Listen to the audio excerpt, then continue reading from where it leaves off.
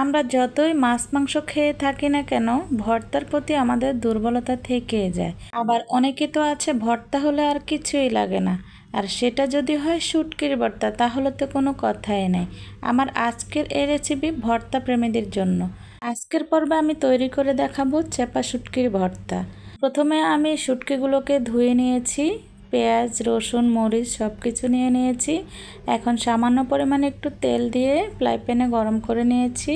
এক এক করে শুটকিগুলো দিয়ে একটু ভেজে নেব। শুটকিগুলো একটু উল্টে পাল্টে ভেজে নেব 1-2 মিনিটের মতো।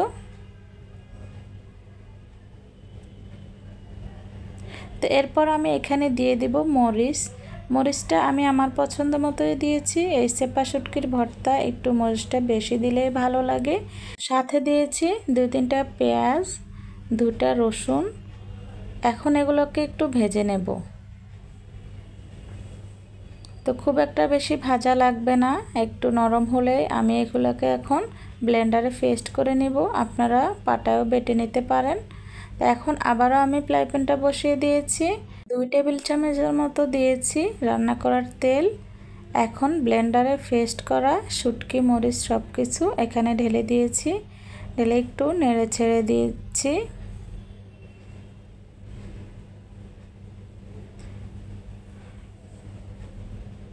তো এরপর আমি ব্লেন্ডারে অনেক পেস্ট লেগেছিল, একটু পানি দিয়ে ধুয়ে দিয়েছি।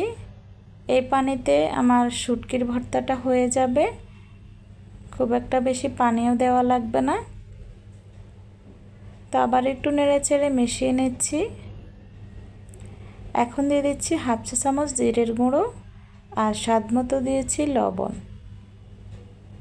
তো লবণটা একটু বুঝে শুনেই দিতে হবে। প্রথম অবস্থায় লবণ বেশি দিতে যাবেন না, পরে চেক করে দিতে পারেন। তা আবার একটু নেড়ে ছেড়ে মিশিয়ে নিচ্ছি।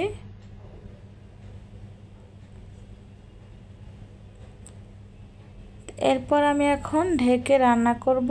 যতক্ষণ পর্যন্ত পানিটা শুকাবে ততক্ষণ পর্যন্ত রান্না করব।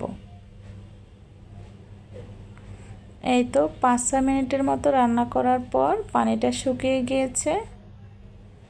এখন একটু নেড়ে ছেড়ে আরও কিছুক্ষণ রান্না করব।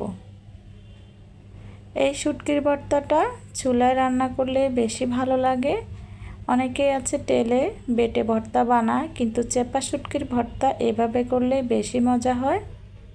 তো আমার আজকের এই রেসিপিটা যদি আপনাদের কাছে ভালো লেগে থাকে অবশ্যই আমার চ্যানেলটা সাবস্ক্রাইব করে ভিডিওটা বেশি বেশি শেয়ার করে দিবেন, যাতে অন্যরাও এই ভর্তা রেসিপিটা দেখে বানিয়ে নিতে পারে। তো এভাবে বেশ কিছুক্ষণ চুলায় নেড়ে চেড়ে রান্না করতে হবে যতক্ষণ পর্যন্ত পানিটা একেবারে গায়ে গায়ে লেগে আসবে। কোনোভাবে পানি থাকা যাবে না, একেবারে শুকিয়ে নিতে হবে। তো এরপর আমি এখানে দিয়ে দিব ধনেপাতা। এই পর্যায়ে এত স্মেল আসছে ভর্তা থেকে, মন চাইতেছে এখনই খেয়ে ফেলি। তো এতটা ভালো লাগে এই ভর্তা রেসিপিটা। আমার বাসায় তো যেদিন এই ভর্তা রেসিপিটা করি ওই দিন ভাত একটু বেশি রান্না করা লাগে। সবাই এত পছন্দ করে এই শুটকির ভর্তাটা, বিশেষ করে চেপা শুটকির ভর্তাটা। এরই মাঝে ভর্তাটা হয়ে গিয়েছে। যখনই দেখবেন ফ্রাই প্যানের গা ছেড়ে আসছে তখনই বুঝতে পারবেন ভর্তাটা হয়ে গিয়েছে। আমি চুলা থেকে নামিয়ে একটু পরিবেশন করে নিয়েছি। দেখে কতটা লোভনীয় লাগছে। আমি তো এখনই ভাত খাবো এই ভর্তাটা দিয়ে। আপনাদের কাছে কেমন লেগেছে অবশ্যই কমেন্ট করে জানাবেন। আর আজকের জন্য এখানেই বিদায় নিচ্ছি।